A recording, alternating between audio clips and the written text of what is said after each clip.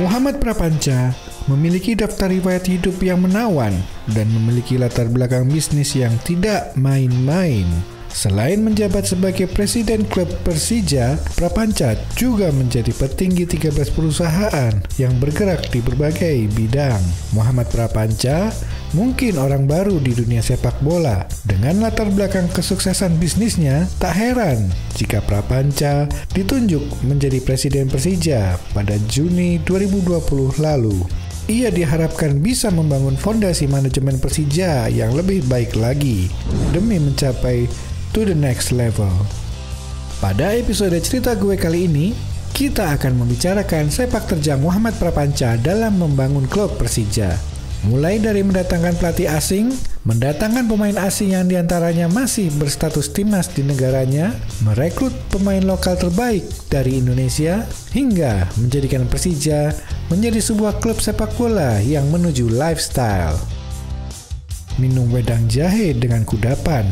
Tonton cerita gue 30 menit ke depan.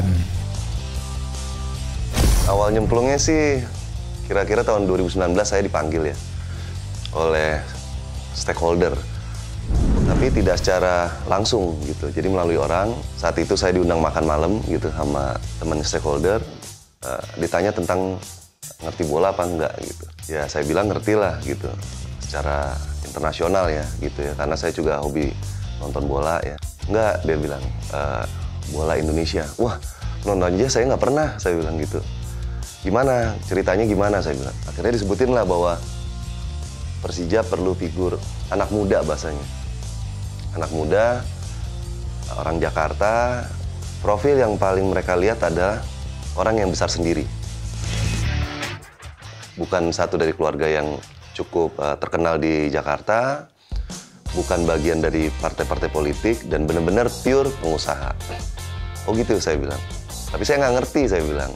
Oh tugas saya itu bukan sebagai ngatur-ngatur pelatih dan lain-lain gitu ya, tapi lebih membawa klub ini dikelola secara profesional. Oh saya bilang kalau itu batasannya saya bisa. Akhirnya 2 jam setelah itu saya dipanggil ke stakeholder lah. Di situ ada dua stakeholder. Notabene sebenarnya saya kenal juga gitu ya.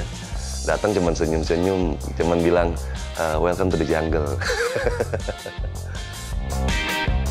Di situ saya cerita bahwa untuk mengetahui secara detail sepak bola Indonesia, saya bilang ilmu saya, wawasan saya masih sangat-sangat cetek. Tapi diyakinkan, udahlah ini pasti perlu proses katanya. Jadi jalankan aja. Mulai dari sekarang belajar. Jadi bulan Juni 2019, kalau nggak salah Juni atau Juli, nah itu saya mulai ikutin pertandingannya Persija, baik home maupun away.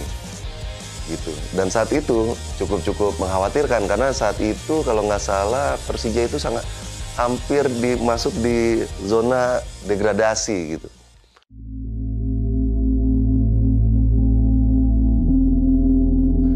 Jadi wah bener lah saya harus berpikir keras saat itu. Walaupun saya bukan sebagai presiden klub saat itu, tapi tandeman. Berpikir gimana caranya saya memberikan motivasi, memberikan satu stimulus untuk klub ini. Waktu pada saat saya datang, pemain, pelatih, dan lain-lain pun bingung saya siapa gitu. Tapi saya diizinkan untuk ngobrol di locker saat itu. Waktu itu kalau nggak salah kapten Andri Tani ya. Jadi habis itu saya panggil. Saya bilang, saya calon presiden klub. Tapi tahun depan, nggak sekarang, saya bilang. Apa yang terjadi sama kalian? Gitu. Ceritalah macam-macam. And then saya bilang, tunjukin bahwa kalian Persija di sisa musim ini. Agar kalian bisa naik ke posisi Persija seharusnya berada. Saya lakukan stimulus, ya alhamdulillah di tahun 2019, tutup Liga, itu kita posisi 10.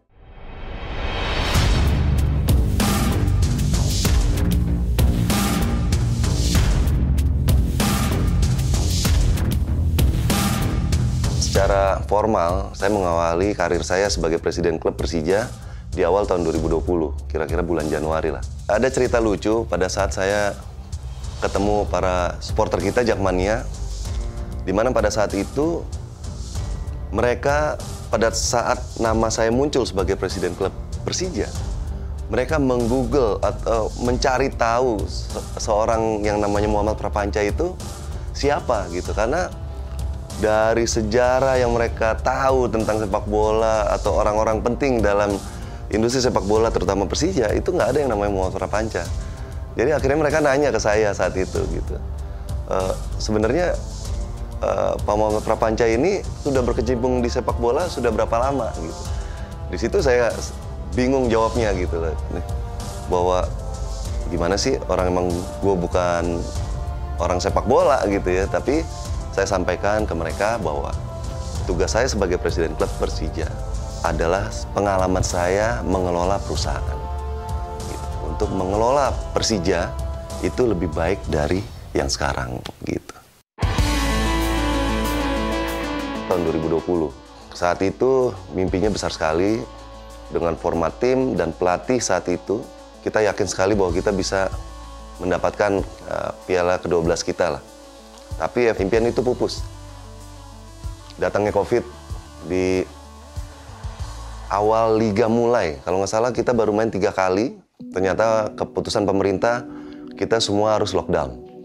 Semua harus ada di rumah. Dan itu emang efeknya cukup tajam ya untuk industri sepak bola khususnya. Sehingga kami juga mempunyai kesulitan yang cukup panjang. Yaitu terkait dengan kontrak-kontrak sponsor, kontrak pemain. Sampai kita bisa punya proses negosiasi untuk bisa disesuaikan dengan kondisi keuangan klub saat itu ya. Ya tentunya ini demi memenangkan semua pihak lah gitu. Kita nggak tahu ujungnya kapan saat itu COVID berakhir ya.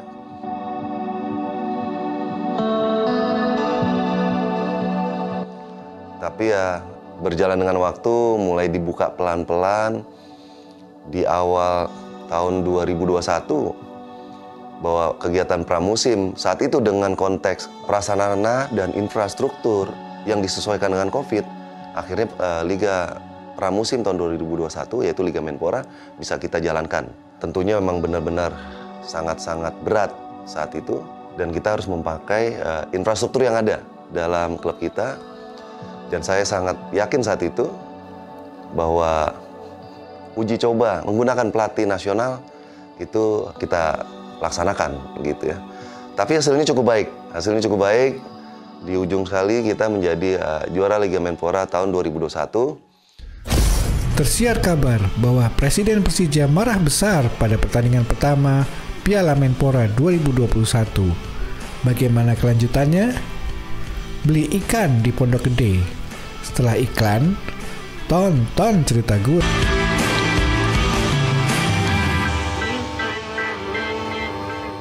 Cukup berat, emang dengan format dan waktu latihan yang sangat mepet, terlalu banyak aturan yang harus dilaksanakan untuk menghindari penyebaran COVID saat itu. Tapi emang posisi yang terpusat dalam bermain pramusim Liga Menpora itu juga tanpa penonton, ya. Dan semua aturan PCR, swab, itu juga akan memberikan perbedaan ya. Hiruk-pikuk tidak ada, pemain tidak ada, stimulus dari audiens di stadion. Tentunya ini juga suatu hal yang baru di industri saat itu ya. Nggak hanya di Indonesia tapi juga di luar negeri ya. Saya ingat sekali waktu pertama kali kita mulai itu, pertandingan pertama Persija kalah 0-2 dengan PSM Makassar ya. Saat itu saya masih bisa masuk ke loker, baru pertama kali kan. Saya nanya dengan beberapa senior yang ada di sana, biasanya kalian ngapain? Saya bilang gitu. Ya marah-marah, Cak. Ya udah deh, kalian dulu, saya bilang. Saya pengen lihat marahnya gimana. Oh ternyata marahinnya tuh dalam bentuk lecture. Jadi kayak mengajari. Saya bilang, oke, ini giliran saya bilang. Di situ saya marah.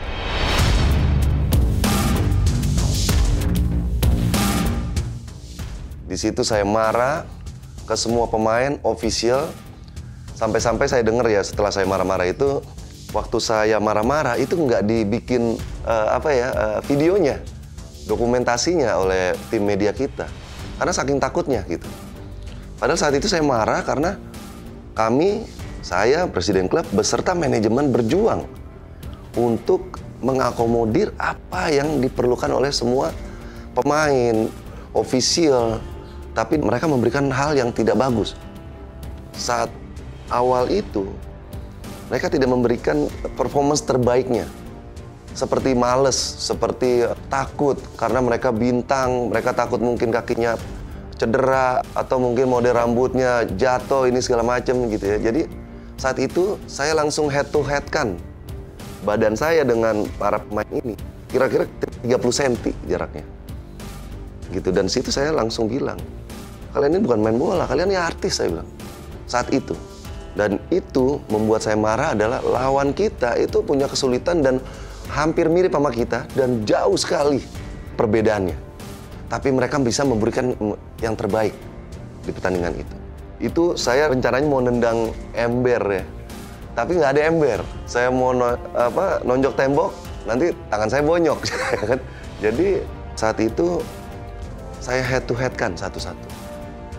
Saya tanya sama mereka pemain nih, kalian mau ngapain? Kalau kalian mau main bola, main yang benar. Apa yang tadi kalian lakukan adalah tidak main bola. Dan itu saya minta langsung dari tim media kita untuk memberikan statement press release bahwa saya marah ke publik. Tapi ya alhamdulillah tuh akibat kejadian itu langsung stamina emosional para pemain itu beda di lapangan berikutnya. Pertandingan demi pertandingan mereka torehkan dengan baik.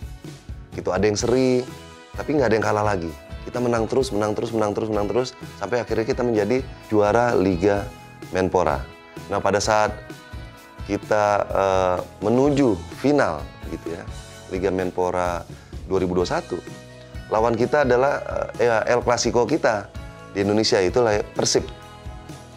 Saat itu juga secara pembicaraan, diskusi publik dan lain-lain, bahwa secara materi, Persib itu lebih baik di atas Persija.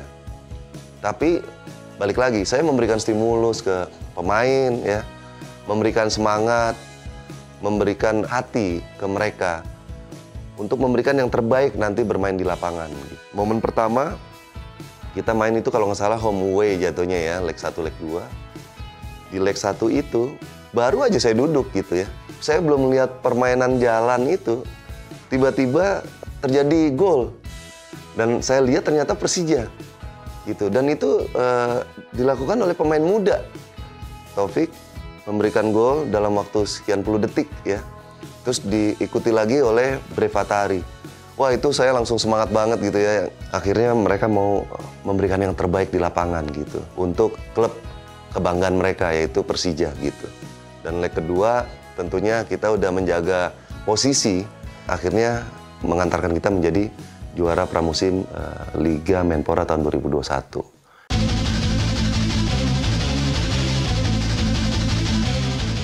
Saya nggak bisa tidur karena itu kemenangan pertama saya. Itu bulan puasa, saya inget banget. Saya nginep di Yogyakarta. Saya pulang ke Jakarta, itu ada kejadian yang tak terlupakan. Bahwa begitu pulang, saya bangun ternyata ada kejadian di Jakarta. Ada selebrasi yang notabene saat itu tidak boleh.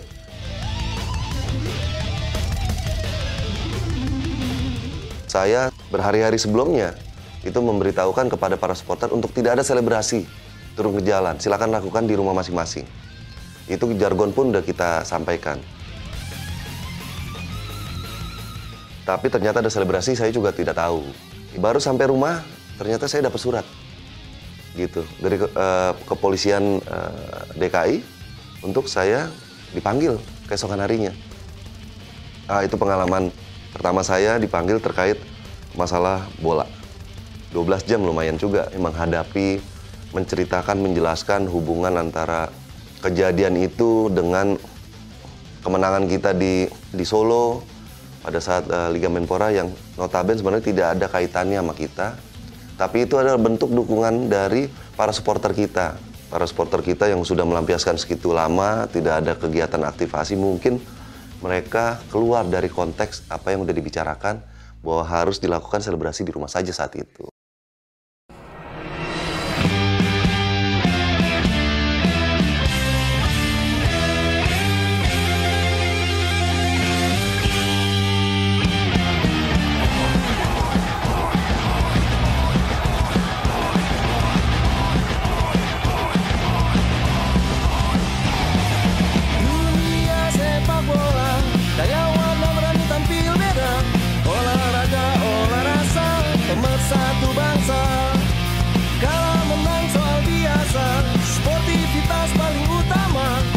tangan hijau selalu terbuka, menjadi saksi para sang juara.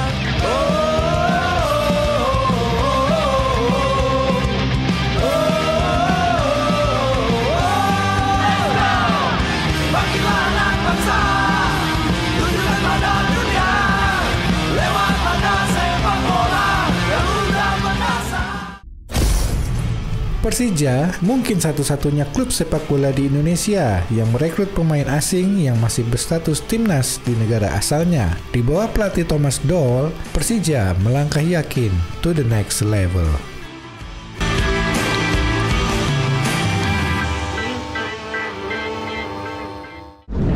To the next level ini sebenarnya kita mulai di tahun 2020.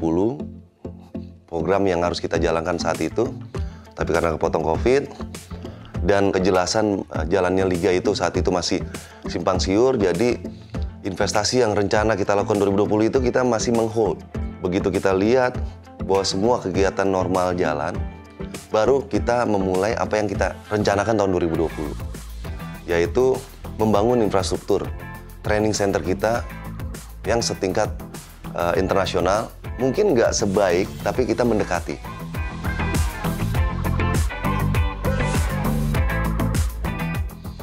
Kedua adalah kita membangun tim. Membangun tim itu harus punya pelatih yang sangat-sangat luar biasa. Pilihan kita adalah jatuhnya ke Thomas Doll.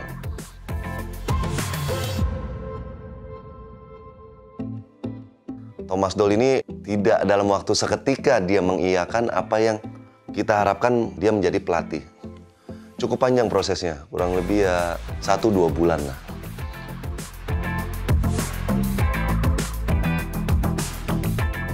Kami dari pihak Persija mencoba meyakinkan apa yang kita harapkan apabila Thomas Doll bergabung sebagai pelatih utama kami.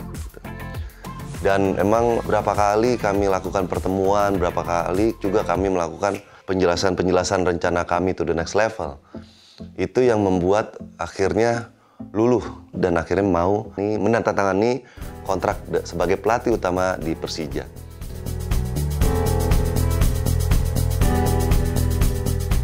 Pada saat beberapa hari setelah kita rilis beritanya di publik, itu Persija juga mendapat surat cinta dari Kedutaan Besar Jerman. Yaitu intinya mereka surprise bahwa Thomas Doll menjadi pelatih Persija. Surprise-nya adalah dalam artian yang positif, mereka sangat senang sekali. Ini pengalaman pertama mereka bahwa pelatih Jerman atau mantan timnasnya Jerman menjadi orang penting di salah satu klub terbesar di Indonesia, yaitu Persija. Mereka mengingatkan bahwa Thomas Doll itu adalah salah satu warga kehormatan di Jerman yang mempunyai tempat yang cukup baik, nama yang cukup populer di Jerman, sehingga mereka berharap bahwa dengan pemilihan Thomas Doll akan membantu Persija to the next level.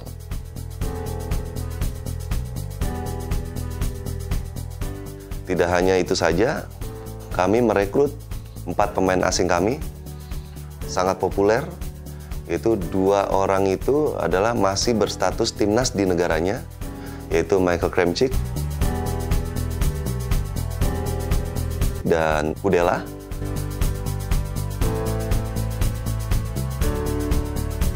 Satu lagi itu juga timnas di negaranya, Bahrain, Yusuf.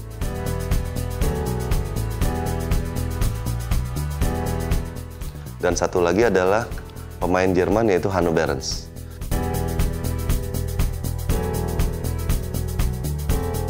Tentunya tidak hanya pemain asing saja yang bagus, juga tim kita, nasional kita, rekrutmen kita, besutan kita juga terbaik. Belum ada sejarahnya pemain asing di Indonesia itu berlabel tim nasional di negaranya. Mungkin ini baru pertama kali yang terjadi di Indonesia.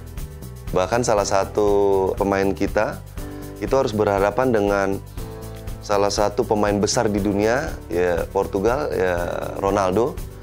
Yaitu saat itu Kudela juga harus head to head. Saya menanyakan perasaan dia saat itu. Emang di lapangan itu Ronaldo bukan bintang, sama-sama main bola. Dan tapi emang kepiawaian dia sebagai pemain besar dunia emang harus diakui lah, dia bisa melewati Kudela.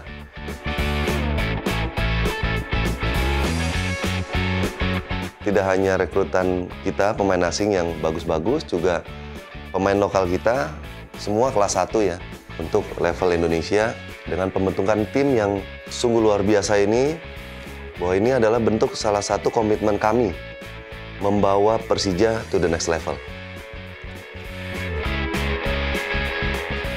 Jadi yang saya pelajari saat itu ya, bahwa industri sepak bola Indonesia ini udah memenuhi syarat, ya udah membentuk suatu ekosistem ya, bahwa mereka udah punya fanatisme, mereka punya prestasi dan menjadi industri.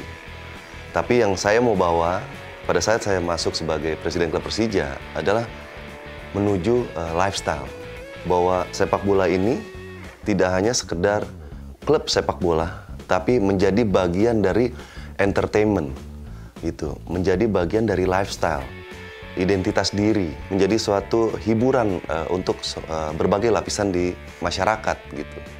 Itulah yang saya mau bawa ke depan. Mudah-mudahan Persija menjadi salah satu pionir sebuah klub sepak bola yang menuju lifestyle.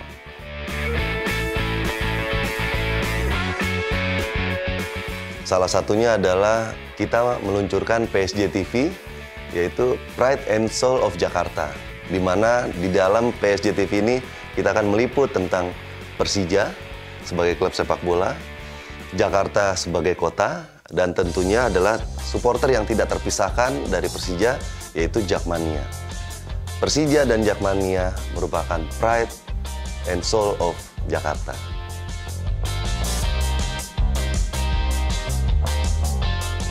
Harapan saya ke depan ya, bahwa Persija sebagai klub sepak bola akan menorehkan prestasi-prestasi baru untuk sepak bola Indonesia, dan tentunya memberikan kebanggaan kepada para supporter, yaitu Jakmania, dan mereka akan menjadi pendukung utama kami untuk mencapai prestasi-prestasi tersebut.